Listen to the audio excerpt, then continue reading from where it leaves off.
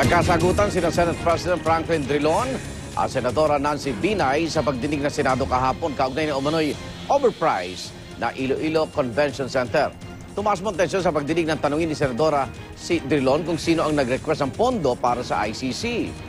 Sagot ni Drilon, wala naman daw ibang hihinga ng pondo kundi si Pangulong Aquino. Matapos ilang tanong, tila binarapan ni Drilon si Binay dahil list daw ang kanyang mga tanong sa totoong issue.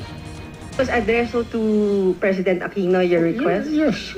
Who else would you address a request for funding? Siguro, Senate President, can we request a copy of that letter? I'll look for it. And how much was the amount that you requested? I don't recall.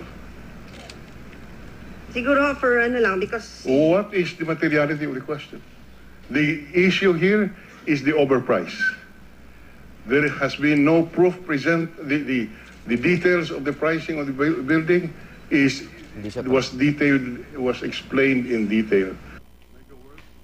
Giit ni Drilon, bukod sa hindi ito overpriced, nakatipid pa ang gobyerno ng 500 milyong piso dahil dinonate lang ang lupang pinagtayuan nito.